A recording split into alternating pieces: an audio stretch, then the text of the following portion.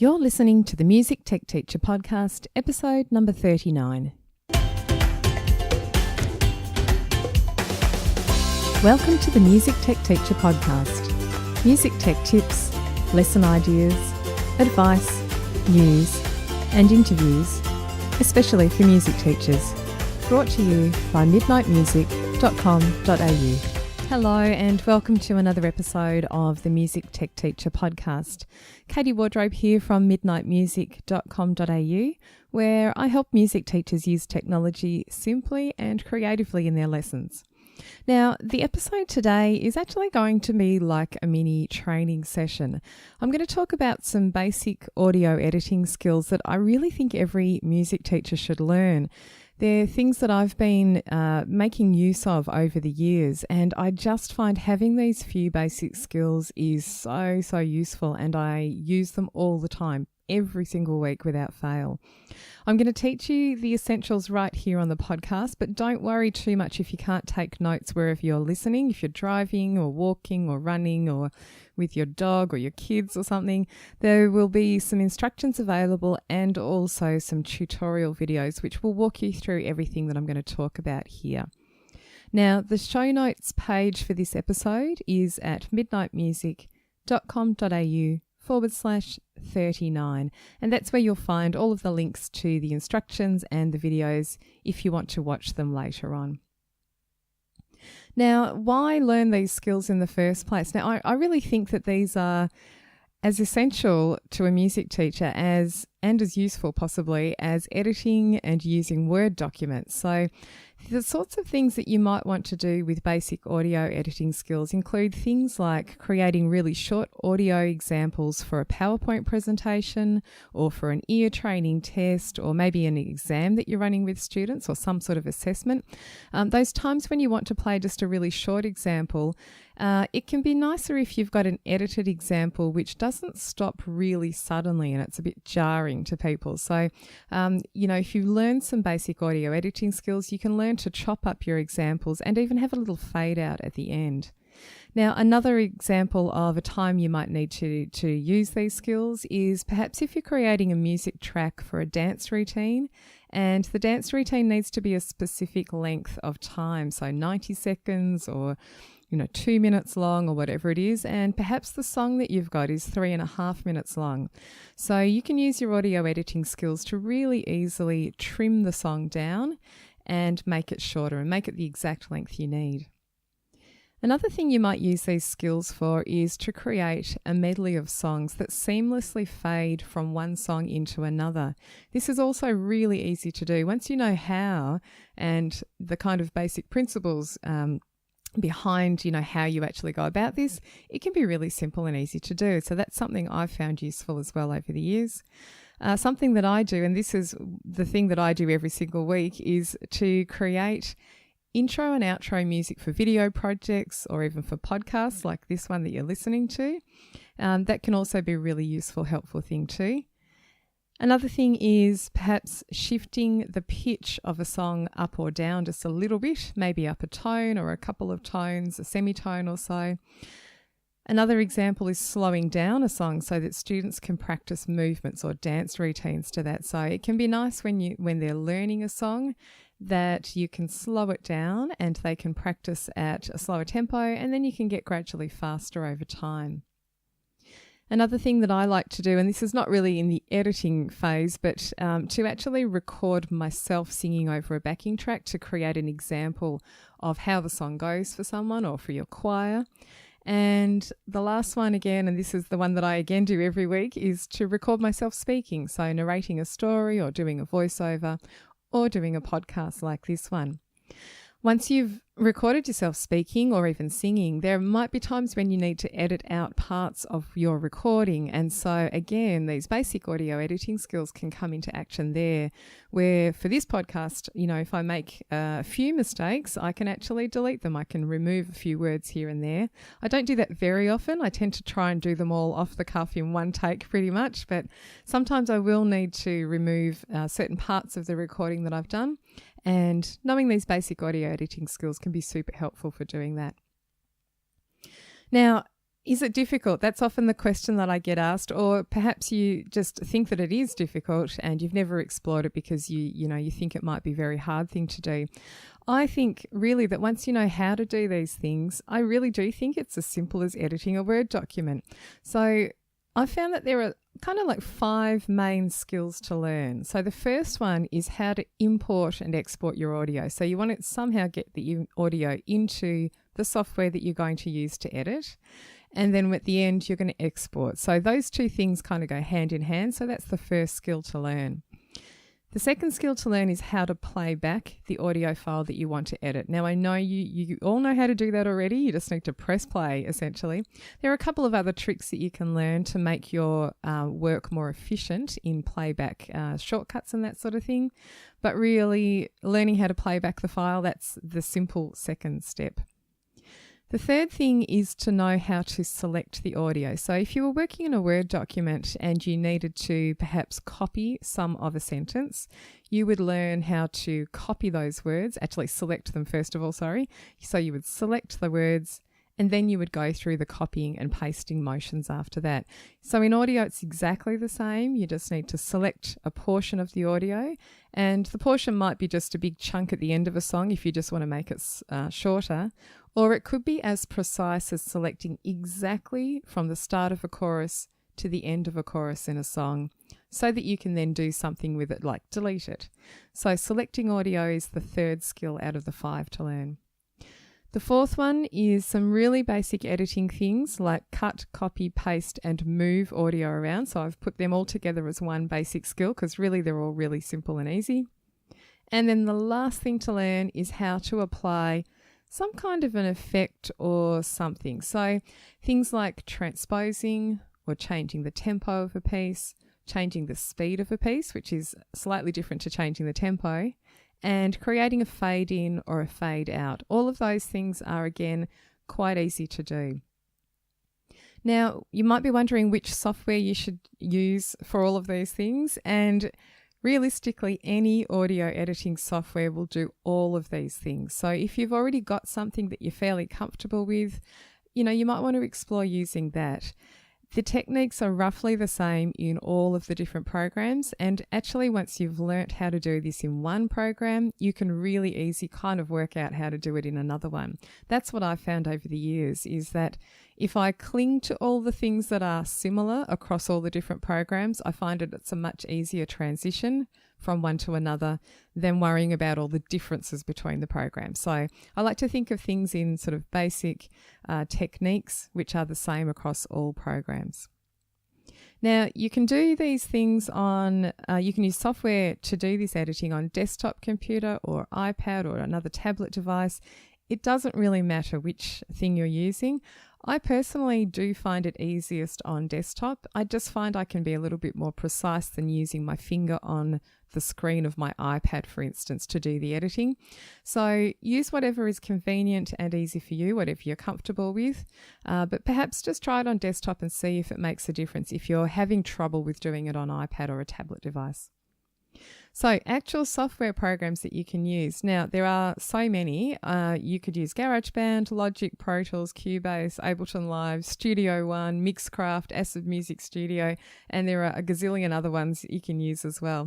Basically any digital audio workstation or plain audio editing software or app. Now, today I'm actually going to give examples for using Audacity, and Audacity is a free audio editing program. It doesn't do a lot of other stuff apart from editing and recording audio, which is why it's kind of a good thing for this. It's actually my go-to option when I'm doing straightforward audio recording and editing. It's not the type of program that you can plug a MIDI keyboard in and play music into it and record that way. It's simply for recording audio or editing audio. And for that reason, I think it's a great tool for this job. Now, Audacity is free, as I mentioned, and it's available on Mac or PC, so desktop application there. If you haven't already got Audacity, I would highly suggest downloading it because it is free. You can just have it as another tool. I tend to change my choice of software application depending on what I'm doing. So if I'm doing a musical thing, I will do that in a music-specific software program. But just for straight up editing of audio, files, and for recording my voice, definitely Audacity is my go-to. So about this session today, it's going to be, as I mentioned, a mini workshop. I'm going to talk through how to do all of these things so that you know what the possibilities are. So even if you don't need to do this thing straight away, you might remember in the back of your mind that we've talked about it on the podcast, and then you can go and explore it when it does come up as something you need to do. Don't forget there are the video tutorials, so don't stress too much about. I'm going to try and describe things, visually, even though we're just in an audio format here. But you can see the walkthrough when you go and look at the tutorial videos. And don't forget that there are downloadable instructions to go with all of these as well. And you can find the links for those, as I mentioned before, on the show notes page at midnightmusic.com.au/39. All right, so let's get to it. I'm going to talk through a few examples of the things that I do all the time and talk you through how easy they are. So Audacity, of course, you'll download this for free and you'll open it up. And the first thing you're going to need to do is import your audio file. So for the first example, I'm going to choose to talk through how to create a short audio example for a PowerPoint presentation or an ear training test. The technique is the same no matter what you're using this for. So let's say you've got some sort of recording and you really only need maybe the first 15 seconds, and that's the only part of the recording that you need. So you'll open Audacity and you'll import the audio file. Now there's a couple of ways you can do that. If you're on I find this sort of works a bit more straightforward on a Mac, but I'm sure it does work on a PC too. If you open up the Finder window or the Explorer window on a PC, over the top of Audacity, you can kind of just drag your file from that window onto the Audacity background and it will import that way. If it doesn't work, and I have had times where people have found that doesn't work really simply and easy, you can go into Audacity and just go File, Import, and Audio. So in the File menu, you'll see there's an Import option and you can choose Audio and you just locate your file. Once you've done that and you click Open, the audio file will open up in Audacity and you'll see it there visually. It's a blue waveform. And you can use the visual blue waveform to help you when you're actually editing the audio.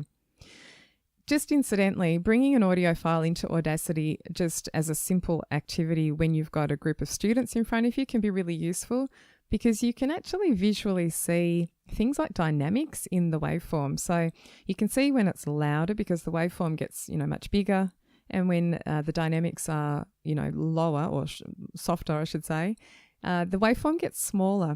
I've done it just as an activity to visually show the difference between styles of music. So if you bring in, say, something by Mozart, and then also separately bring in something, say, by Lady Gaga, you can really see massive dynamic variation in the Mozart audio file and not so much in the Lady Gaga piece. It's just a really interesting activity, and it's not to say one is better than the other. It's just a big difference in stylistic genres. So that's just an incidental thing that you can do with the blue waveform. Once you've brought it in there, you need to know how to play back the file. So there's a play button at the top of the screen. You can just click on that and press play. If you want to be a little bit ninja, you can press the space bar to start and stop your playback. Now in Audacity, when you start playback, the cursor, or playback line some people call it, moves through the audio file. You can see it moving across the waveform, and so it does that as it's playing through the file. Now when you press the space bar again to stop the playback, the cursor will return back to where you are, or where you were, I should say, where you started from. Now that's it's sort of a little bit different to some programs, which once you press stop, the cursor will stop wherever you ended up. But in Audacity, it jumps back to where you started. Again, it's not a bad thing. It's just something to be aware of. So I use the spacebar to start and stop playback a lot. One thing I picked up more recently in terms of a playback trick, and I don't know how it was that I didn't learn this earlier, and I kind of feel a bit silly for not knowing it sooner, but if you use the letter X key on your keyboard, you can use that to start the cursor moving through the waveform, so your file will play back. And if you press X again, it will actually stop the cursor where you got to. Now, this for me is so much more useful when I'm editing, say, this podcast episode, because I kind of want to play through and then I hear myself say a mistake, press X again, and it stops exactly where I got to. So that's a useful tip. If you didn't know that one at all, that might make me feel a bit more, a bit more comfortable because this is one of those things I've picked up only recently, and I've been using Audacity literally for years. So there you go. Now, when you are shortening an audio example for, your test or your PowerPoint presentation or whatever it is, all you need to do is, let's say we need the beginning part of the file. Let's say you're going to just find the point at which you want to chop off the rest of the audio file. So you might get your cursor to play through the first 15 seconds, decide the point at which you want to chop off this file, and you need to then select from there all the way to the end, and you simply press delete. That's going to get rid of everything from that point to the end. Now, there's a couple of ways you can do this. So the first thing is you can just click on the waveform where you want to start the chop off point, and then you can drag your mouse all the way along to the right to select the audio that you want to get rid of. So click and drag all the way along the audio file and then press delete. That will easily get rid of everything. We're going to do another step in a second which tidies this up a little bit so it doesn't stop so suddenly, but that would be the first point, the first step in the process. So chop it off, basically select and delete.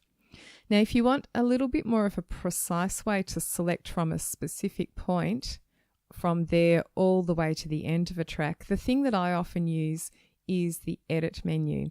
So what you can do is put your cursor at the place where you want to start the chopping off, and then you can go to the edit menu, and within the edit menu there's an option to click from to select from that point where the cursor is all the way to the end of the track.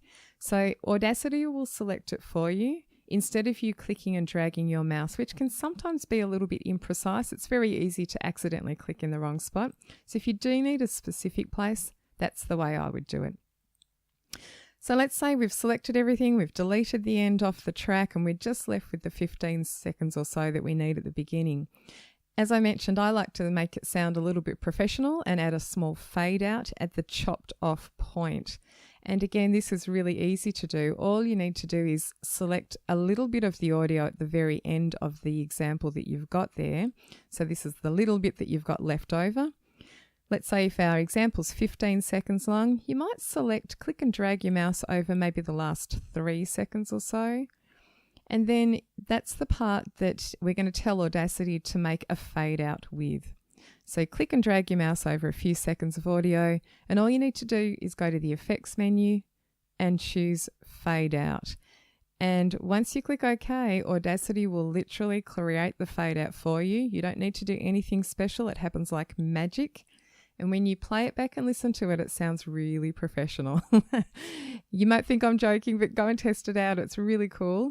It's a much nicer way to have an example end rather than a clunk of a stop at the end of your short example.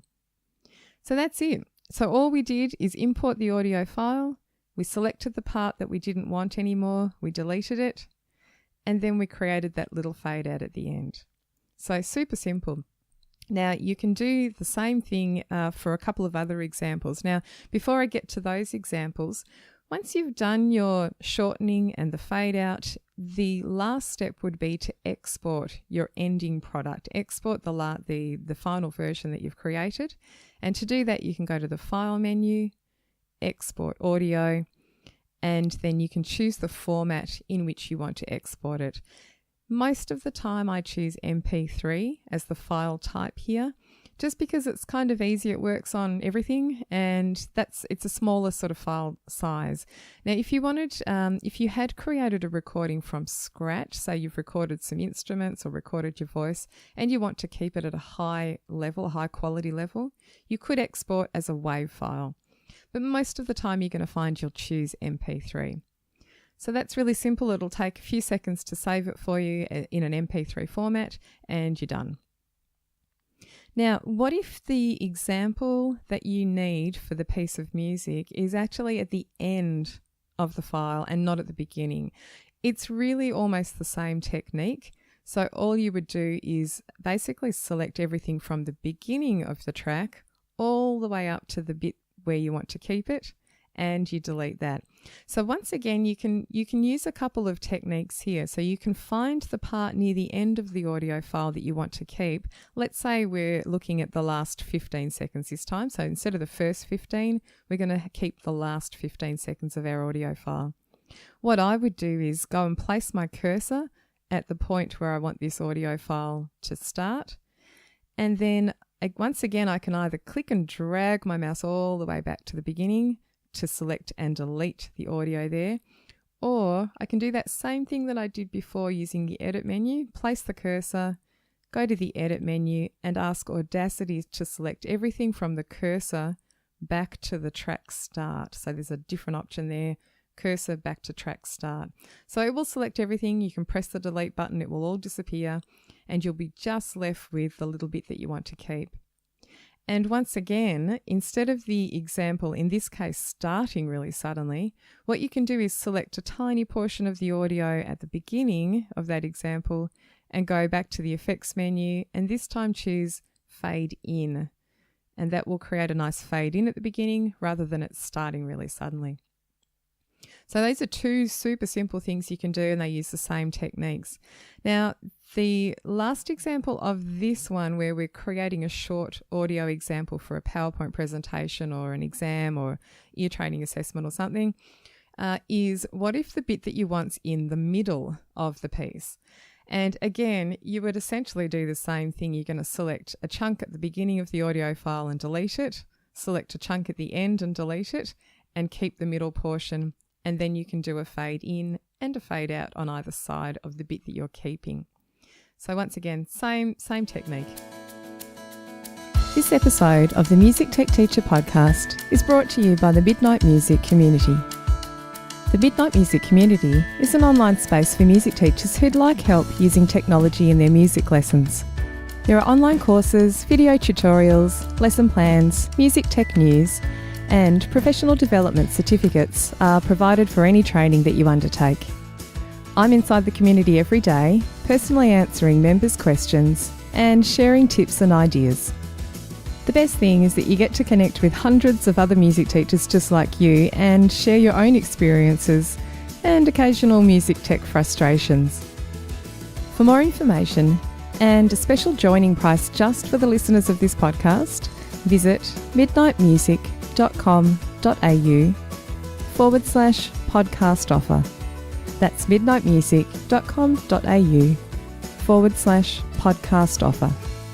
Now, the same skills that you've learnt for this one, you can use for other things too. So if you were creating that dance routine that I mentioned earlier, the example of a dance routine number where you need it to be a specific length, you could use the same techniques to chop the end off the song that you're using.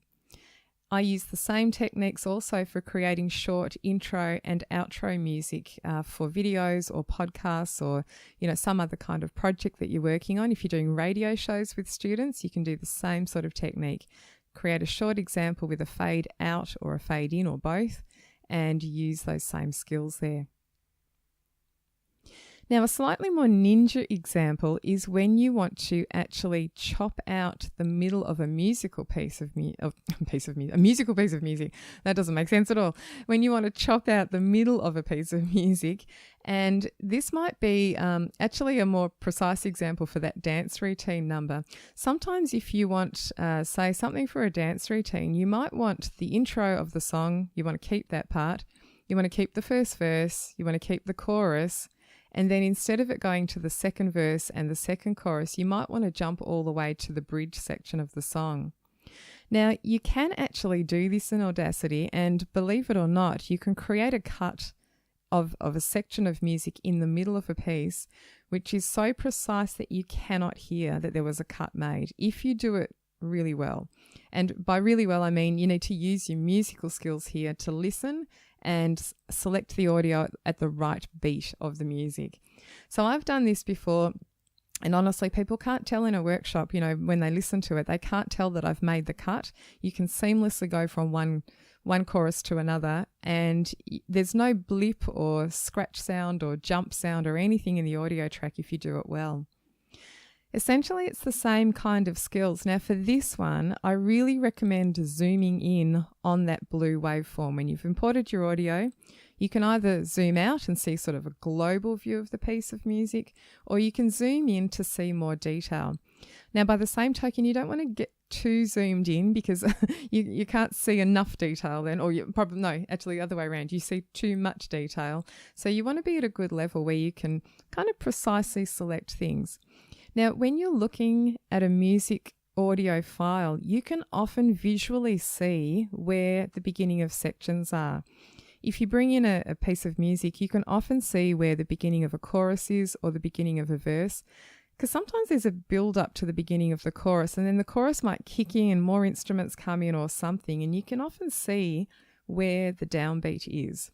So I use a combination of my eyes and also then my ears to select the bit that I want to get rid of.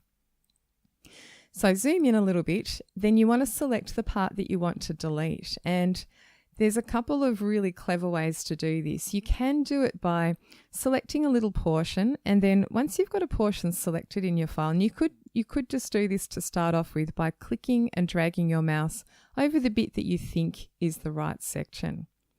Now, what you can do is you can actually press play and listen to the selected portion. So this is actually the bit you're going to delete, but you can tell when you listen to the selected portion whether you've gotten from the first beat of that section to the end of that section. So it might be 8 bars or 16 bars or whatever it is. You can hear that back. Now, if you find that you haven't selected quite enough, maybe it's not quite on the downbeat at the beginning of that section, you can hover your mouse in the middle of the grey selected part and then just hover it towards the left edge of your selection, and your mouse will turn into a hand pointer. And then once you click and drag, you'll actually push your selection just to the left a little bit, and then you can listen again and see if you've got a better selection. You can fiddle around a little bit like that. That's what I do. I kind of precisely change the edge of my selection until I'm happy with it. And instead of just listening to the bit that you have selected, there's a trick that I found a few years ago now where you can actually listen to what this piece will sound like without the part that you have selected. This is called a preview cut. So what happens is you select the section. I'm going to say it's a chorus. And what you can do is press the letter C on your keyboard, just C on its own. And Audacity will play 1 second before your selection, and it will go straight into the 1 second after your selection. So it basically plays the little bit before and the little bit after your selection as if your selection has already been deleted. Now, this is awesome, totally awesome, because as soon as you press play, you'll know instantly whether you've got the cut, pretty good or not quite right. And you'll know when it's not quite right. You'll have like a slight extra beat in there, or maybe just a quaver too much, or a semi-quaver, or not even that much, even a smaller bit too much in there, or maybe too little. And you might need to push the edges of your selection out just to adjust it. So you just adjust it. It usually doesn't take me too long at all to pinpoint the exact bit that I need. And once you're happy with that, you press delete and it will take out the section that you've got selected, and it will actually join up the two bits that are remaining. So the middle bit will go and the other parts will join up instantly without you doing anything. You don't need to move the audio or anything like that. It will instantly join up. And then you play it back and see if you're happy with it. Now, if you're not happy with the cut, you can just press undo to bring it back in again, and then you can readjust. So it's not a big deal. You won't really wreck the piece. And worst case scenario, if you're not happy at all and you've totally messed up your audio file, you can just open a new Audacity project and re-import and start again. So that's the worst case scenario, but it's there as an option if you need it. So hopefully that makes sense. Do go and watch the video and it will walk you through that process and you'll be able to see it. And as I mentioned, it's really not that hard to do. It just takes a little bit of listening skill and visual skill in identifying the bit that you want to delete. Now, I'll talk through another example of, this is the one where you might want to create a medley of 2 or more songs. Now, I'm talking the sort of medley here where one song fades out while the other one's fading in. I'm not talking about matching the key of the pieces and all of that sort of stuff. That's a more complex process. But let's just say you've got 2 songs and right as they are, you just want them to play one after the other, but you want one to fade out and one to fade in kind of seamlessly. So what you do for this one is you import the first song as you did before, and then straight away import the second song as well. Now Audacity, by default, it dumps both of the songs right at the beginning, and that's okay because we can just move the second one along a little bit on the timeline. So it'll dump both of them at the beginning of your project. If you were to press play at this point, it will sound awful because both of the songs will play at the same time, so maybe don't do that. But what you'll do then is you're going to grab the second song, the audio file, the blue wave file, and you're going to drag it along to the right. And once again, this is really easy to do, and you can kind of see visually where you want to get it to. Now, to do this in Audacity, Audacity has a collection of tools that are your mouse cursor. So the default tool is that selection tool, the one that we used earlier. So if you click and drag your mouse along the waveform at the moment, you're not going to move that chunk of audio at all. You're just going to select it. So what you need to do is go up to the top sort of left corner of Audacity, and it's just to the right of the playback and record button. There's a little tool in the toolbox which is called, and I'm just checking, the time shift tool. And basically you click on that and then your mouse cursor changes to a double-headed arrow.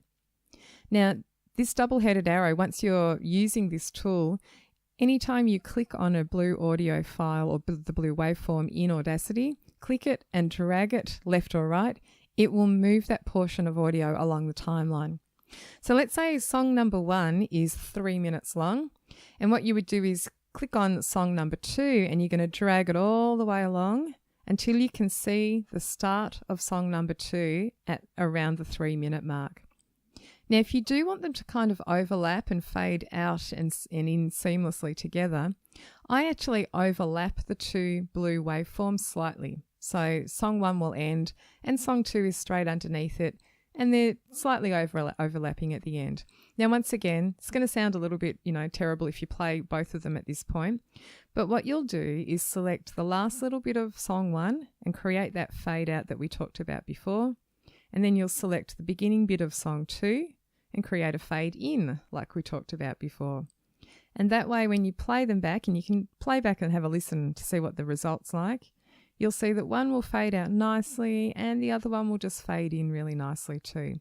Now, that's really cool and it's super simple to use.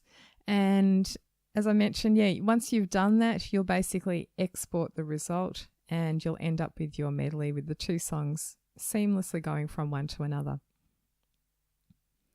All right, I'm going to talk about the last couple of things here. So the last 2 things are to be able to change things like tempo, pitch and speed of your audio file.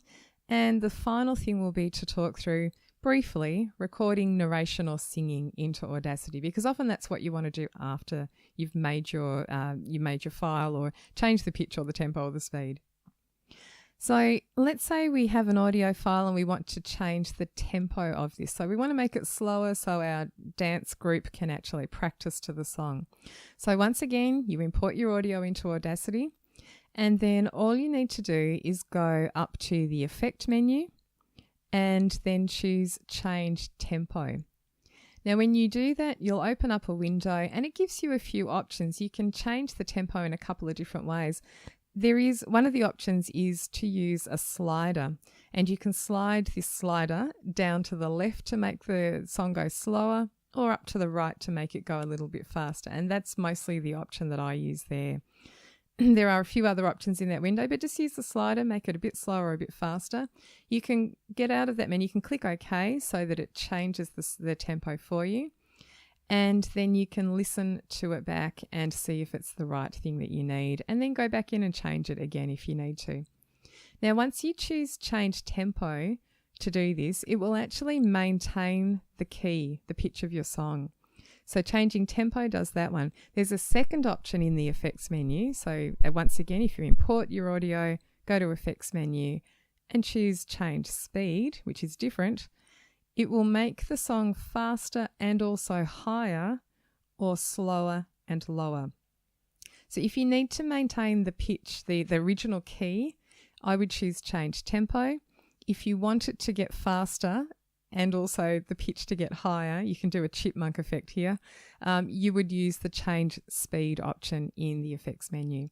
And once again, there's some things that you can choose when you open that up, and then click OK and they'll take effect. Now, separately to that, sometimes you want to change the pitch, the key of the song altogether. And so you've got a singer who comes along and they're like, the song's just a little bit too high for my voice. Can we make it a bit lower? Now, this works well in Audacity. The thing that I'll warn you, though, is the further away you go from the original key, the worse it's going to sound. So if you go just a little bit, a semitone or a tone, it's going to be pretty good. The further away you go, the worse it's going to sound. So if you go too high, it's going to start sounding tinny and strange. And if you go too low, same sort of thing, but on the low end of the scale instead. Because we're affecting the actual audio file here as well, if you go too far up, for instance, if you go too high, instruments sound unnatural because, if you've got a flute that's already playing high notes and then you transpose the piece up higher, it can kind of sound really weird because a flute doesn't naturally play that high. So just be warned, you just want to go maybe a little bit. And again, it's really simple to do. So again, you have your audio file in Audacity, you go to the effects menu and you choose change pitch. Now, once you've chosen change pitch, again, a little window will pop open and there are some options about how you want to change the pitch. You can drag a slider to the right or left. If you want to be more precise and plug in the number, i.e. one semitone or two semitones or so on, you can do it that way. And that's, if it's a musical piece, that's what I would do. So you'll either put 2 in to go up 2 semitones, or you might put -2 to go down 2 semitones. Once you've done that, you click OK and Audacity will transpose the piece for you. Now, when you use this option in Audacity, it changes the key in this case, but it maintains the tempo of the piece. So it won't get faster or slower. It will just change the key. Now, these things are all possible in Audacity. I have found, though, that for these 3 last things that I've mentioned, the changing tempo, pitch and speed, I actually more often use an app on my iPad to do these things. There are a couple that I've used, the Amazing Slowdowner and also AnyTune Pro, which are fantastic apps.